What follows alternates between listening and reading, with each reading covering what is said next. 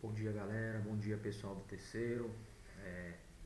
Forte abraço a todos. Pessoal aí do agronegócio, pessoal de finanças, informática e o pessoal da mecânica, né? Estamos aqui para falar um pouco aqui do nosso assunto de biologia, que a gente vem abordando aí desde o início do ano, né? A gente vem na parte de ser humano, né? Parte de fisiologia e saúde, certo? E aí hoje a gente vai falar um pouco do capítulo 3 de gestão e nutrição, tá? Antes eu quero apenas agradecer a participação de todos aí nas avaliações globais, né? Aqueles que já enviaram, aqueles que ainda não enviaram e que não atingiram a média, a gente vai estar desenvolvendo aí uma nova atividade para que vocês possam aí atingir o objetivo, que é que todo mundo fique com a nota satisfatória, certo? A princípio a gente falou um pouco de locomoção ainda em sala de aula, né? Já nesse ensino remoto a gente falou ainda de locomoção, um pouco, né? Mas aí a gente falou de coordenação nervosa e dos sentidos. E aí ao final do mês passado a gente deu início às conversas sobre digestão e nutrição.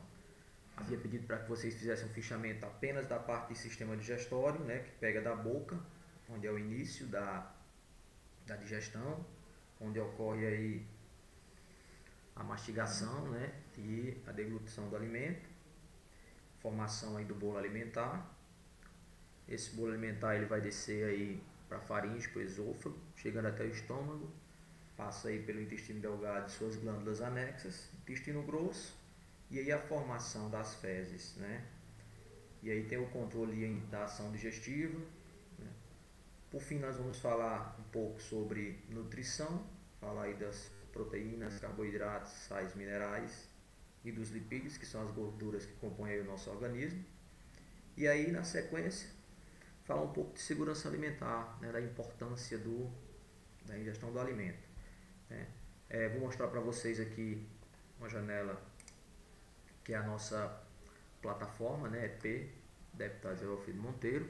Então a gente tem o ícone aqui, como vocês podem estar visualizando aqui, ó, biologia, né? Biologia terceira série. E aí, descendo aqui, nós vamos encontrar o nosso tópico de digestão e nutrição, certo? E aí a gente tem o nosso sumário de gestão, que são enzimas, sistema digestório humano, nutrição, tipos de nutrientes e segurança alimentar. Pedi para que vocês fizessem um pequeno fichamento, né, sobre digestão e nutrição, onde refere-se apenas, aqui como vocês podem ver, ó, ao sistema digestório humano, né? Então, vocês iam pegar da página 58 até a página 65, ia falar apenas do digestório, não ia falar das ações das enzimas, muito menos da parte de nutrição e saúde. E após fazer esse fichamento, qual disponibilizei o modelo para vocês, vocês vão lá, postem na plataforma, certo? Aqui a gente tem esse mesmo slide que eu vou estar mostrando para vocês agora, já está disponível também na plataforma, né? E aí vocês vão pegar esse slide e vão dar uma olhadinha. O slide já está com explicação e a gente vai falar um pouco para vocês aqui, né, um pouco mais sobre o mesmo, tá bom?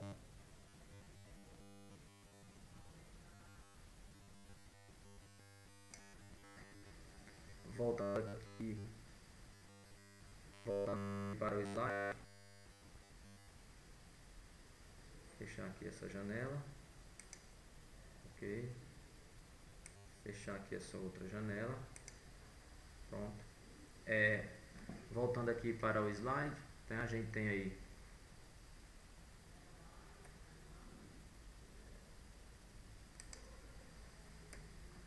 então a gente tem aí ser humano, né, fisiologia e saúde, capítulo 3, onde no nosso livro ele vai estar a partir da página 55, né, digestão e nutrição, né? Vamos dar uma continuidade aí. Então, a gente sabe que nós que somos aí seres humanos e os outros animais que fazem parte aí da biodiversidade animal, né, eles precisam obter nutrientes, né, precisam obter uma fonte de energia a partir da nutrição.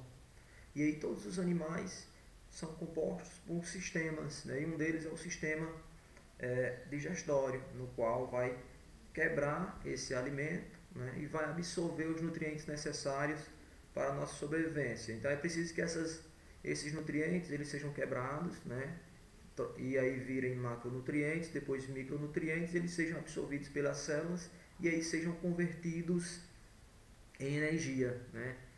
Então, por isso que os animais eles são aí compostos por uma rede de sistemas e entre eles a gente tem o sistema nervoso, beleza? Desculpa, o sistema digestório, né? Então, aqui a gente tem digestão, né, que a gente vai falar hoje, da ação das enzimas, digestório humano, boca, faringe, esôfago, estômago, intestino delgado, intestino grosso, controle da ação digestiva. Parte de nutrição nós vamos falar de nutrientes e vamos falar aí de segurança alimentar, tá certo? Então vamos lá. Então, digestão e nutrição. Então a digestão é a forma que os animais vão obter a energia por meio dos alimentos, né? A gente sempre vem falando isso em sala, né? Então aí a gente tem aqui nessa lâmina aqui de digestão e nutrição, né? Então etapas do processamento do alimento, né? Do sistema digestório. Então a gente tem aí a entrada do alimento através da boca, né? E aí esse alimento ele vai sendo quebrado em pedaços menores e aí já na boca mesmo inicia-se o processo de ação de enzimas digestivas, né? E aí a gente tem aí os nutrientes, eles começam a ser absorvidos, né? E depois a eliminação desses resíduos. Então a gente tem 4 etapas aí do processo de digestão. Essas 4 etapas aqui elas estão dispostas em que, né? A gente tem a parte de ingestão, né, do alimento. A gente tem a parte de digestão desse alimento. A gente tem a parte de absorção do alimento, né? E a parte de eliminação aqui parte de eliminação aqui desses resíduos, tá? Então 4 etapas aqui, a gente tem ingestão, digestão, absorção e eliminação dos resíduos. Ao passo que esses resíduos eles vão sendo quebrados, a partir do momento que esse alimento vai sendo quebrado, a gente tem aí as macromoléculas, né, que são aí formadas a partir da união de moléculas menores. Então aqui a gente tem nesse quadro abaixo, né, o quadro onde a gente traz as macromoléculas, né, orgânicas e suas subunidades. Então a gente tem aí desse lado esquerdo da tela a gente tem macromoléculas, a gente tem os carboidratos, né, que estão aí na forma de polissacarídeos. A gente falou nisso lá no primeiro ano, né. A gente tem aí as proteínas, né, que são formadas aí pelos aminoácidos. A gente tem aí os lipídios, né, que são aí as gorduras. E a gente tem os ácidos nucleicos, que são quem? Os nucleotídeos. Quem são os ácidos nucleicos? Ácido desoxirribonucleico, né, e o ácido ribonucleico, que é quem? DNA e RNA. Então aí carboidratos estão na forma de polissacarídeos, que é a partir da união dos monossacarídeos, que estão aí na tela na parte direita. As proteínas é formada a partir da união dos aminoácidos. Os lipídios, né, então aí ácidos graxos e glicerol. Né, vocês estão vendo essa parte aí de química orgânica aí no terceiro ano, né, vocês vão passar aí pela fase das gorduras, né. E aí vem os ácidos nucleicos, que a gente vai ver lá na frente ainda esse ano, né, na parte de biologia molecular, onde também a gente vai falar um pouco na parte da genética pós-mendeliana. Tudo isso a gente vai ver ainda para este ano de 2020, certo? Então vamos lá. Então aqui a gente tem a parte de enzimas, né? Então, o que são enzimas, né? Na verdade, as enzimas elas são aí proteínas que têm como função principal o processo de aceleração das reações químicas que ocorrem dentro do nosso organismo, né? Então, ou seja, as reações químicas elas geralmente necessitam de um grande gasto de energia, né? Então elas precisam de um gasto de energia. E a ideia da digestão é que a gente consiga absorver essa energia. Então ia haver um desequilíbrio, eu ia gastar muita energia, né, para que ocorressem as reações químicas, ao passo que eu ia ter que obter muito mais energia. Então, o que acontece aí? No caso, quando entra a ação das enzimas, o que vai acontecer? O que a gente traz aqui? Ó? Elas vão diminuir, né, a energia de ativação. Então, se a prioridade delas é acelerar, dar ritmo às reações químicas, para que não ocorra um gasto muito grande de energia, já que a gente precisa se alimentar para obter energia. Então, se ao passo que a gente fosse se alimentando, a gente já fosse gastando energia, onde que ia ter energia para que a gente pudesse ter aí as nossas funções vitais? Então, qual que é a função principal aí das enzimas, né? Qual a sua máxima função? A gente tem aí, a prioridade é o que? Acelerar as reações químicas, né? Então, elas não necessitam aí de energia para ativação, pelo contrário, né? Elas vão diminuir o gasto de energia, fazendo com que ocorra aí os processos de reações químicas sem que haja tanta sobrecarga para o nosso organismo. Então, as reações químicas, né, no caso, que ocorrem dentro do nosso organismo, elas necessitam de muita energia para ativação, certo? Elas não são espontâneas, então há um pontapé inicial ali, né? E aí elas podem ser lentas, elas ocorrem de maneira bem calma, de uma maneira bem tranquila. E aí, onde entra a ação de quem? Da enzima. Elas vão diminuir a energia de ativação da reação química, elas vão acelerar, e ao passo que também controlam essas reações, e elas vão catalisar, elas são catalisadores de reação, certo? Então, elas são formadas por proteínas, né? E aí elas passam aí a fazer parte da ação dessas reações. Iniciar na atividade dessas enzimas, né? Então a gente tem o potencial aí hidrogeniônico, né? No caso do pH, certo? Então a gente tem aí o pH, ele influencia na ação dessas enzimas, e vem também a temperatura, né? A temperatura ela também influencia nesse processo. Então a gente tem aí temperaturas em torno aí entre os 30 e 40 graus, são temperaturas ótimas, né, para a ação dessas enzimas, né? E aí a gente tem também um pH, né? Então, ao passo a gente sabe que a escala de pH, né, é uma escala que varia de valores aí de 0 a 14, né? Então, substâncias neutras possuem pH em torno de 7, certo?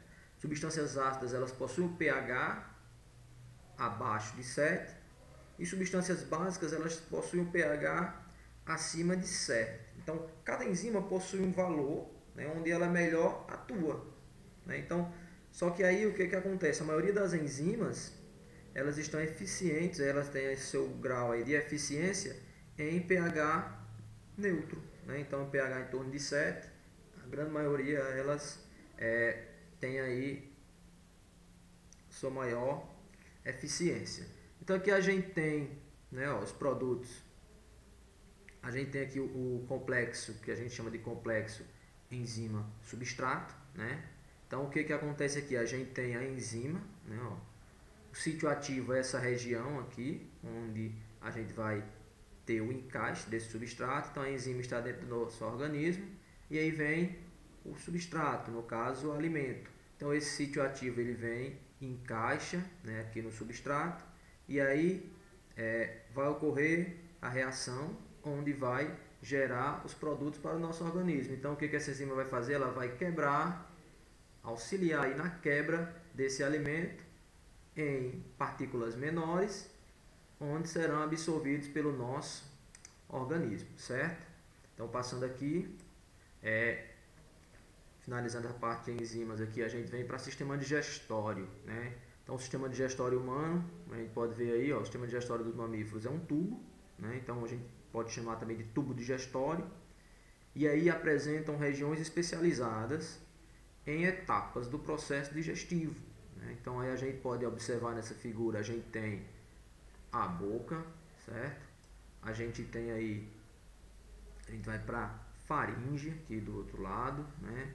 A gente vem esôfago, aí vem o intestino delgado, essa região aqui de intestino delgado, vem para o intestino grosso, né?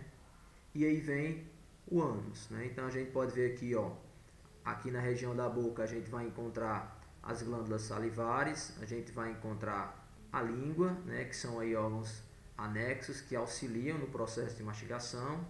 Aí vem também aqui abaixo, né, da língua a gente encontra glândulas salivares também. Aí vem a questão da faringe, né? A traqueia, que está aqui ao lado, ela pertence ao sistema respiratório, né? Aí vem aqui o esôfago, que é aí um canal, né, um tubo, né, de tecido muscular, certo? Aí vem fígado, vesícula biliar e pâncreas, são glândulas anexas, né? Elas são glândulas anexas do intestino delgado, como a gente vai ver um pouco lá na frente. Aqui a gente tem a região estomacal, né, a parte do estômago. E logo aqui abaixo a gente tem aqui o canal do reto, como a gente pode ver, entre o ânus e o intestino grosso, e o ânus, porque a formação das fezes ela também faz parte da digestão, do sistema digestório, tranquilo? Então vamos passando aqui. Boca, né? Aqui na boca a gente tem aí o início da digestão, certo? Vocês podem também acompanhar esse vídeo aqui, ainda acompanhando com o livro na mão, tá? Então, porque esses textos explicativos e essas imagens são tiradas do nosso livro, né? A boca está lá na página 59, se vocês quiserem acompanhar. Tá? Então a gente tem aí a ingestão do alimento, né? E o início da digestão. Então inicia-se pela mastigação. Aí a gente tem aí os dentes, a gente tem aí a língua, certo? E elas vão quebrando o alimento, certo? Vão triturar esse alimento e vão transformar no bolo alimentar, né? E aí é onde entra a ação da saliva, que é muito importante, pois ela vai umedecer esse alimento na formação desse bolo. E aí vem a deglutição, e é onde entra a função da língua, que ela vai conduzir, né, esse bolo alimentar até a parte posterior da boca, para que ela possa chegar até a faringe e assim chegar até o esôfago. E aí esse bolo alimentar ele vai sendo conduzido pelo tubo digestório, certo? Então a gente tem aqui os lábios superiores, os lábios inferiores, né? A gente tem aqui a língua, ó, como vocês podem dar uma olhadinha aqui, né? Palato mole, palato duro, que é o que a gente aí, esse palato duro que a gente tem popularmente chama de céu da boca, né? A gente tem aí a região das bochechas, dentes molares, dentes premolares, os incisivos, né? A gente pode ver aqui a parte da gengiva, a gente também encontra aqui na região da boca, né?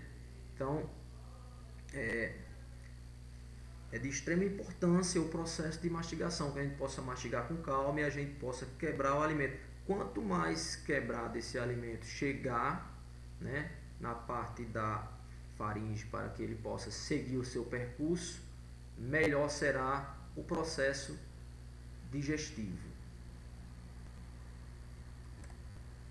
Então, ainda falando aqui da boca, né, a gente tem aí a questão da dentição, né? Então, eu achei interessante colocar isso aqui para vocês. A gente tem aqui estrutura interna do dente. Então, a dentição permanente ela surge em torno aí dos 6 anos, né? E aí a dentição completa ela apresenta aí 32 dentes, né? Então a gente tem os incisivos que vão servir para cortar alimento, os caninos que são pontiagudos, né, para rasgar os pedaços desse alimento, e aí os molares e premolares vão aí triturar e esmagar esse alimento. Então aqui a gente tem o corte da estrutura interna do dente, corte longitudinal, como vocês podem ver na imagem aí à direita. Então a gente tem aí a parte visível do dente, que é a parte da coroa, né, que ela fica em cima da gengiva e exposta na região da boca. Então tem a raiz, né, que está aqui do lado, vocês podem ver a raiz, que é a parte que está fixada ao osso, né? Lembra que eu falei para vocês que essa parte aqui lá em locomoção, né, a gente tem aqui uma articulação imóvel, né, que é onde é o encontro do dente com o osso, né, a região que não é uma, e aí a gente falou dos 3 tipos de articulação lá na locomoção: articulação móvel, semimóvel e articulação imóvel, né? Então a dentina da coroa, como a gente pode ver lá em cima, que é a parte que fica logo abaixo do esmalte, né? Ela é revestida aí pelo esmalte. A gente tem a dentina da raiz também, certo? Que ela é revestida por uma região que a gente chama de cimento, né? Aí tem a polpa, que é a camada interna, onde ocorre aí a formação de nervos e de vasos sanguíneos, né? Região altamente vascularizada, até que a gente, quando vai aí no dentista para extrair algum dente, ou qualquer pancadinha no dente, a gente pode ver aí uma grande liberação de sangue, né? Então é uma região altamente vascularizada. Então vamos aqui para mais uma aqui, a parte da boca, né? Então aí tem a questão da digestão do amido, né? Que é uma parte que eu achei interessante para que a gente pudesse colocar para finalizar essa parte de boca, né? Então presença do amido, né? Que a gente alimenta-se, e aí entra a ação aí da enzima, que a gente chama de amilase salivar, ou então de pitialina, que ela é produzida pelas glândulas salivares, né? Então, o amido ele é constituído por moléculas de açúcares, né, glicose, e ele é formado por uma longa molécula, né, uma cadeia dessas moléculas. Então, ele vai sendo quebrado, né? Então, o amido ele é quebrado em maltose, né, em dextrina. Então, em pH neutro, né, que é o pH em torno de 7, que ele é fundamental aí para a eficácia da ação da amilase salivar. Então a gente tem aqui, ó, como a gente pode ver aqui do lado, a molécula de glicose, né, uma longa molécula de açúcar, né, e aí mais água, né, que é a parte da umidificação, né, aí vem a ação da enzima e aí ocorre aí a quebra dessa molécula, né, de amido em moléculas menores, certo? Então, como a gente viu a importância aí da boca, né, a importância de quebra do alimento, formação do bolo alimentar e a função desse bolo em tudo de digestão, tá?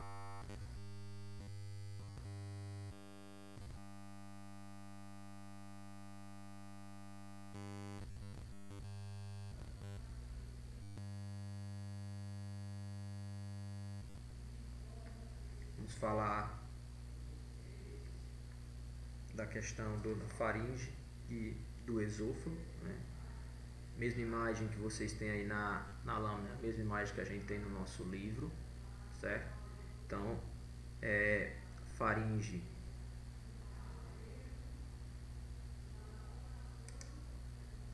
faz parte do sistema respiratório e digestório, né? Então aqui, ó, faringe, né? Então ela está localizada entre as cavidades nasais e a laringe, né? Aqui a gente tem a laringe aqui embaixo, que liga-se diretamente à traqueia, e aqui a gente tem a faringe que desce para o esôfago, né? Então aí essa parte da laringe onde estão localizadas as pregas vocais, a gente vai ver isso lá no sistema digestório, né? E a parte da traqueia também, a gente vai ver essa parte lá no sistema respiratório, né? A comunicação aí dos brônquios, né? Da traqueia, comunica-se com os brônquios e com os pulmões, onde vai ocorrer a passagem de ar, certo? Ocorre também a comunicação com a boca, né? E com a entrada do esôfago, já que existe aí a participação aí, né, desse sistema no processo de deglutição, né, onde o bolo alimentar ele vai ser direcionado até o esôfago, né? E aí o que vai ocorrer, né? Existe aqui uma região que a gente chama de epiglote, né? A gente está vendo aqui.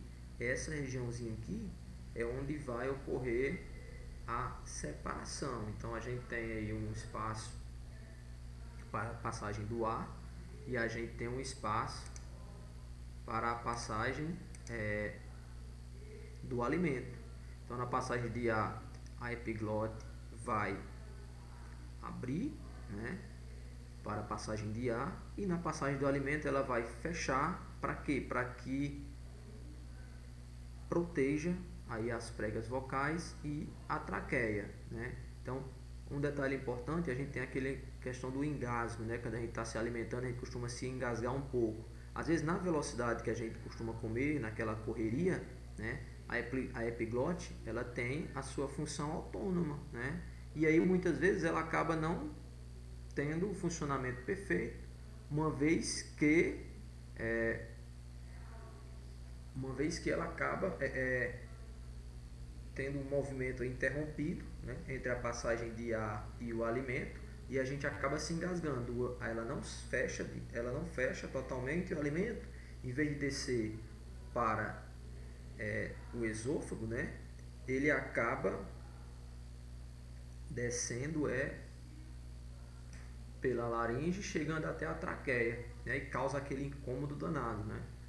E aí a gente tem aqui a região do esôfago, né, que é um tubo de músculo liso. Lembra que a gente falou da musculatura também, né? A gente tem o músculo liso, o músculo estriado e o músculo estriado cardíaco, né? O esôfago é um músculo liso, né? E aí ele relaxa quando recebe o alimento, né? E contrai em intervalos, né? E nessa contração ele evita a entrada de ar. Então, quando o alimento chega, ele abre, né? E aí ele vai se fechando, né? Fazendo um movimento que a gente chama esse movimento de peristaltismo, né? E esse movimento peristáltico ele faz o que? Ele abre, recebe o alimento e ele fecha, e aí ele vai abrindo e fechando. Para quê? Para que haja uma condução desse alimento, né? E esse alimento possa chegar até a região do estômago, certo? Então aí, ó, com a entrada do alimento, né, as paredes da musculatura passam a realizar contrações, formando aí ondas na qual empurram o bolo alimentar em direção ao estômago, né, no movimento que a gente chama de peristaltismo. Então é a importância da faringe, né, que vai estar ligada ao esôfago, né, para a condução desse bolo alimentar, e a importância do esôfago na condução do bolo alimentar até chegar no estômago, certo? Então vamos para mais uma lâmina, ok? Então aqui a gente tem a parte de estômago, né? Então aí o estômago, a gente entende que ele armazena o bolo alimentar, certo? O estômago ele vai misturar esse bolo alimentar com secreções do organismo, né? Secreções aí que compõem o suco gástrico, e aí eles são produzidos por glândulas que se localizam aí na parede do estômago. Então, após essas secreções, o que seria o bolo alimentar, ele passa a ser transformado numa pasta, né? Essa pasta aí ela recebe o nome de quimo. Então ela já é semi-líquida, né? Então ela já vai sendo uma coisa mais gelatinosa, né?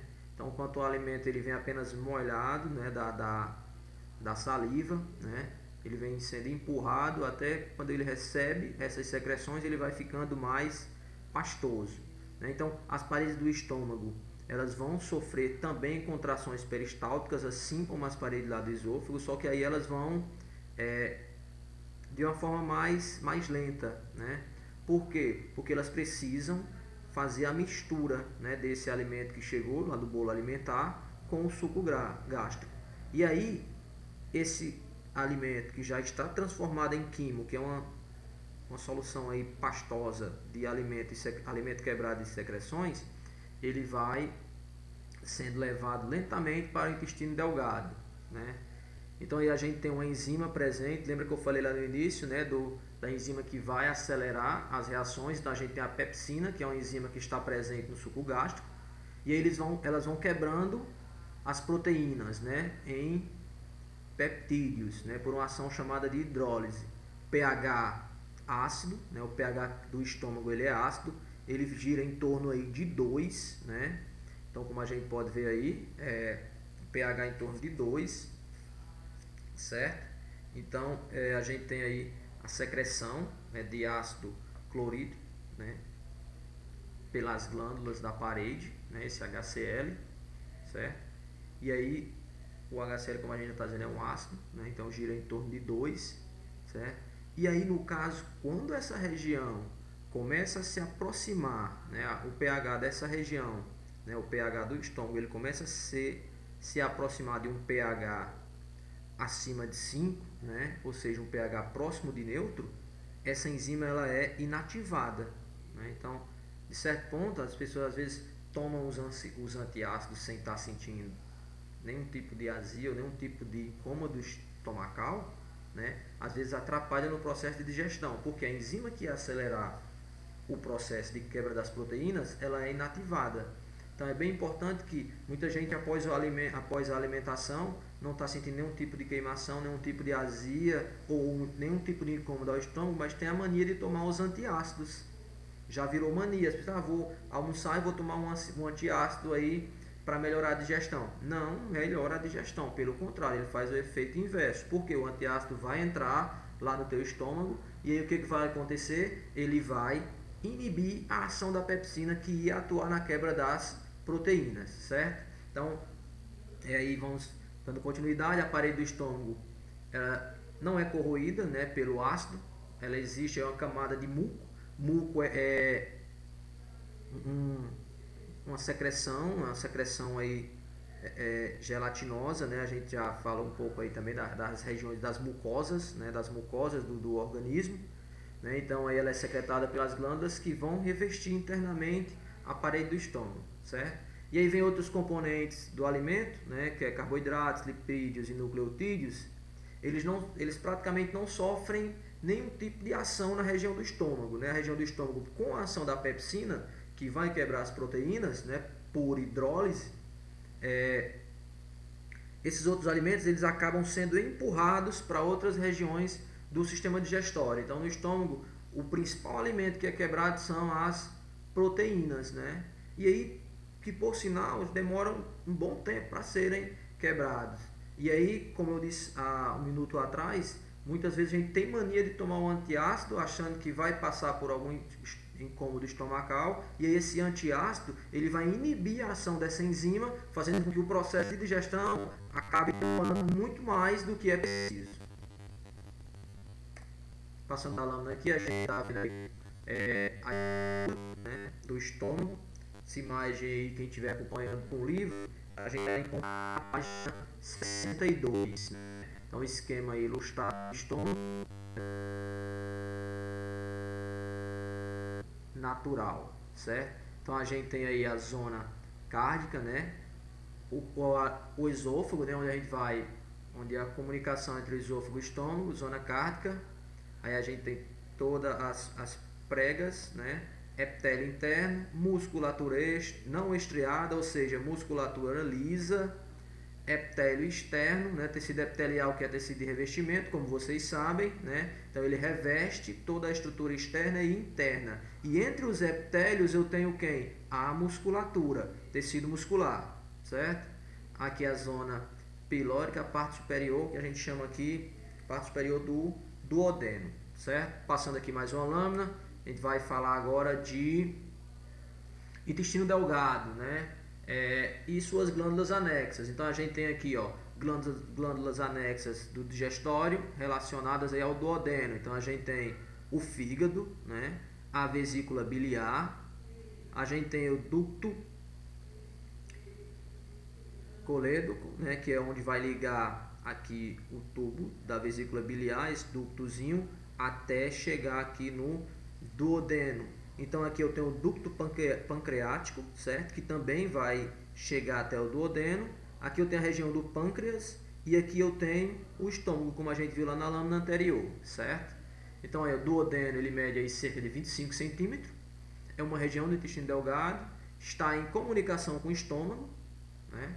E aí, lá no duodeno vai ocorrer aí a digestão de alimentos que não foram digeridos, que eu falei lá na lâmina anterior, né? Como os carboidratos, como os ácidos nucleicos, lipídios, certo?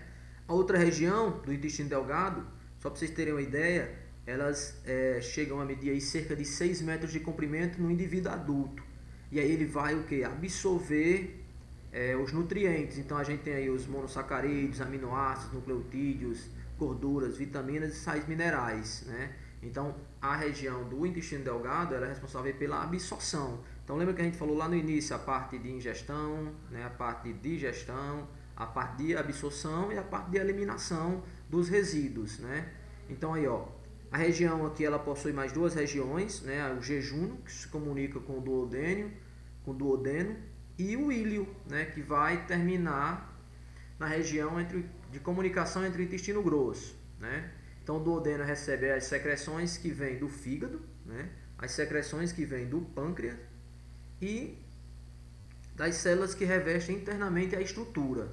Então aí o que acontece? Essas secreções, né, são lançadas diretamente no quimo. Lembram que é o quimo, que lá no início eu falei que o bolo alimentar ele vai se transformar no quimo, que é o alimento já semilíquido, né, uma solução pastosa, que vem lá do estômago. E esse quimo ele se forma no estômago, beleza? Então vamos passando aqui.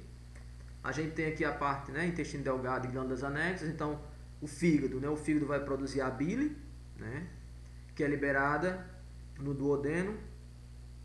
E a bile ela fica armazenada onde? Na vesícula biliar. A gente viu lá na lâmina anterior, onde está localizada aqui, ó, a vesícula biliar. Ela vai liberar a bile lá no duodeno, certo? E aí o que acontece? A sua atuação é sobre as gorduras, né? Então por isso que a gente costuma dizer que o fígado ele tem função de eliminar as gorduras, né? Então a bile ela vai atuar lá na enzima, né? Acelerar a ação de quebra de gorduras através da lipase, que é aí a enzima que vai atuar quebrando os lipídios, né? Então aí a gente tem o pâncreas, que a gente costuma chamar ele, né, de glândula mista, pois ele tem duas funções, né? Ele vai produzir os hormônios, que vai lançar no sangue, e ele também vai produzir o suco pancreático, que é lançado lá no duodeno também. Então o suco pancreático ele vai atuar na quebra dos carboidratos, né? Também na quebra das proteínas que restaram lá da região do estômago, né? E aí vem sobre os ácidos nucleicos, né? Além de bicarbonato de sódio. Então a gente tem aí o pH em torno de 8, né? Que é o pH que está sendo aí o ideal, ou é o pH ideal que atua aí na região do duodeno, né? Então aí, ó, vem as principais enzimas produzidas pelo pâncreas é a amilase, né, que é responsável pela quebra do amido que não foi digerido lá na boca, a lipase, que é a digestão de gorduras, né? A tripsina ou protease, né, que são aí proteínas formadas por polipeptídeos e peptídeos. Nucleases, né, que atuam aí na digestão dos ácidos nucleicos, né, que é a digestão aí de DNA e RNA em nucleotídeos. Então, os ácidos nucleicos eles são formados por ligações de nucleotídeos, né? Então eles vão sendo quebrados. pH para a atuação dessas enzimas ele gira em torno de 7, né, que é neutro, e 8, que já é um pH mais básico, né? Então todas as secreções produzidas também pela parede, né, do duodeno vão formar o suco intestinal ou suco entérico, né, que aí vão produzir, né, as enzimas que vão completar essa ação da digestão na região do duodeno, beleza? Então aí a gente fala intestino delgado e glândulas anexas. Na próxima semana a gente retoma esse conteúdo, né, na web que a gente vai fazer na próxima semana via Zoom ou Google Meet, para que a gente possa dar continuidade e depois ir para a lista de atividades, de exercícios, certo?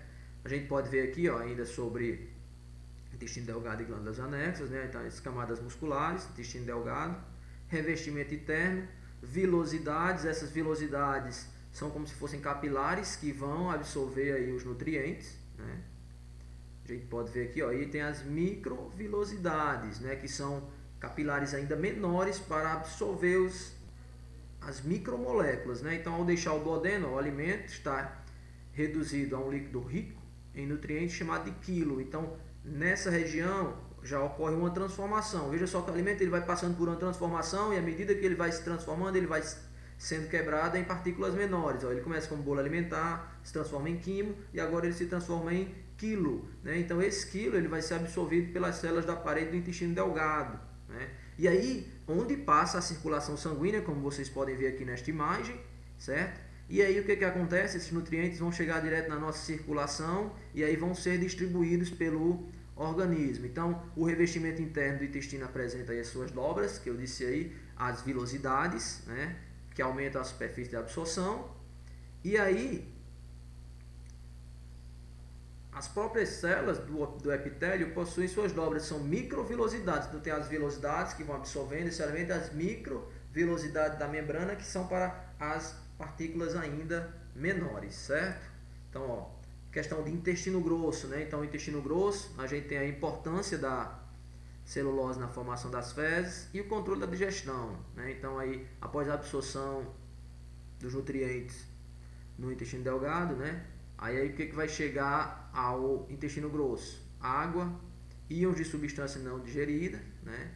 Íons e água são absorvidos, né, em pequena quantidade, que será eliminado na fezes, né? Então aí ácidos graxos e vitaminas também são absorvidos pelas células que revestem o intestino grosso.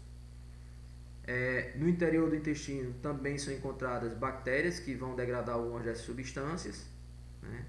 E aí, após a absorção, vai ocorrer o que? A formação das fezes, né, que é constituída por bactérias mortas e substâncias inorgânicas e material não digerido, né?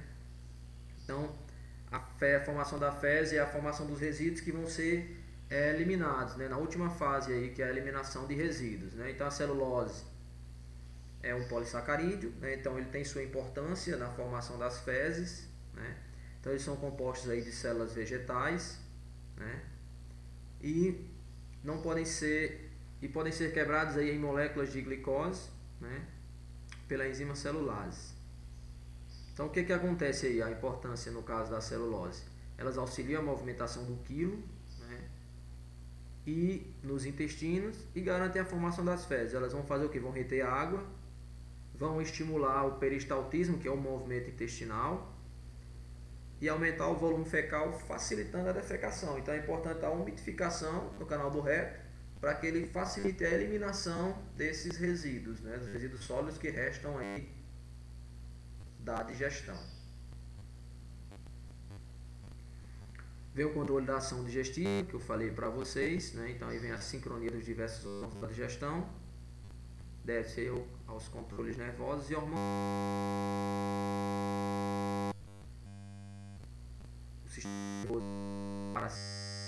Para a parte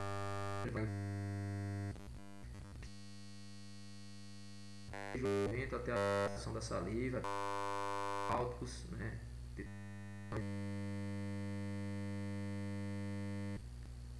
com exceção às glândulas salivares, né, cujas outras estruturas também sofrem o controle de hormônios, tá bom? Questão de nutrição e saúde, né, a última parte aqui dessa nossa conversa, né? Então, nutrição e boa saúde estão sempre relacionados à alimentação, né? Aí a gente tem os nutrientes, quantidades adequadas, carboidratos, proteínas, lipídios, vitaminas, sais minerais, né? Então, os tipos de nutrientes, né? Então, os carboidratos constituem aí a principal fonte de energia, né? São exemplos de carboidratos: amido, né, sacarose, que é açúcar comum, frutose, que é açúcar presente nas frutas. As proteínas, né, que são importantes para o nosso organismo, formam as enzimas, formam anticorpos, formam fibras de colágeno, actina, miosina, como eu já falei também para vocês lá no movimento muscular. E aí vem a questão dos ácidos graxos, que são os lipídios, né? Podem ser produzidos no organismo, né? Mas aí existem os ácidos graxos essenciais, que não são sintetizados, ou seja, não são produzidos pelo organismo, e aí são obtidos através da alimentação, né? Então a gente necessita aí desses tipos de nutrientes, né? Questão de vitaminas, a gente fala um pouco das vitaminas e sais minerais. Então, as vitaminas são substâncias também essenciais, são substâncias orgânicas, né? E não são sintetizadas pelo organismo, então a gente precisa dessas vitaminas para ter um bom funcionamento, ter um bom, para que o nosso organismo tenha aí um bom funcionamento. Então a gente tem aí vitamina A, vitamina B, né, B1, B2, B3, B9, B12, vitamina C, né, vitamina D, vitamina E, vitamina K. E a gente tem as principais fontes aqui ao lado, como a gente pode ver, né? Vitamina A nos laticínios, né? Vitamina B nas carnes, vitamina C nas frutas, verduras e legumes, vitamina D aí também nos laticínios, vitamina E, óleos vegetais, nozes, castanhas, vitamina K também nos vegetais. E aí a gente tem alguns sintomas de avitaminose. A vitaminose é a falta da vitamina. Como eu disse, o termo A vem do grego, que significa uma negação, né? Então, a ausência da vitamina A pode causar cegueira noturna, vitamina B, degeneração dos nervos, né? Vitamina C, fraqueza, né? O escarbuto, né? Fraqueza, sangramento de gengivas. Vitamina D, né? O raquitismo, enfraquecimento dos ossos. Vitamina E, anemia, né? E a vitamina K, dificuldade de coagulação, né? Então aqui a gente vai ainda falando aí dos nutrição, né? Sais minerais, né? Também são necessários em pequenas quantidades, assim como as vitaminas, né? Então ferro, cálcio, fósforo, sódio, potássio. E aí a fonte, né? Ferro, carnes, né? Cálcio, leite e derivados, fósforo também, leite e derivados, também dos cereais, sódio, sal de cozinha, mas em pequena quantidade também, potássio também, leite e derivados de carnes e de frutas, certo? Então a nutrição do ser humano é um tema muito presente na mídia, né? Pesquisas científicas mostram que muitas doenças podem ser evitadas, né, pela alimentação saudável. Então a deficiência de determinados nutrientes pode chegar aí a gente chama de subnutrição, torna a pessoa mais vulnerável a doenças. E aí no caso mais grave a gente chama essa deficiência de desnutrição, né? Então a alimentação saudável começa desde os primeiros momentos da vida, né? Passa pelo leite materno e ao longo da vida essas necessidades elas vão se modificando, né? E aí a gente vai tendo adaptações aí à nossa alimentação, né? E aí no Brasil e no mundo existem as políticas de segurança alimentar, nutricional, né, que são os alimentos essenciais para a nossa dieta, né? Então, lembrando que a importância lembrando que a palavra dieta, né, ela não se refere, ela refere-se ao tipo e à quantidade de alimento que a pessoa ingere, tá bom? Então, ela é comumente utilizada para regimes, né, e restrição e gestão de certos alimentos. Tá? Então a gente tem que entender que a dieta é tudo que a gente come na quantidade e tudo que o nosso corpo ele necessita, certo? Então galera, fica aí aquele forte abraço para vocês, né? De uma forma bem simples, rápida e objetiva, trouxe para vocês o que a gente precisava conversar sobre esse assunto que eu já tinha disponibilizado para vocês, a questão do fichamento, né? A questão também desses slides que estão disponíveis para vocês. Então façam uma boa leitura, acompanhem o vídeo lá no meu canal do YouTube. Vou disponibilizar o link para vocês tanto na plataforma quanto diretamente para o canal, beleza? Então um forte abraço, prazer estar aí com vocês mesmo dessa forma remota, né? Próxima semana estarei marcando uma web para comentarmos sobre esse assunto, sobre as atividades e também sobre algumas questões do Enem relacionadas a esses assuntos que a gente vem trabalhando, tá bom? Forte abraço a todos, fica aí o meu sentimento aí de saudade de vocês, né? E conteúdo aí simples, né? Fácil, extremamente fácil. E um baba baby aí pra todos. Valeu galera dos terceiros, um forte abraço.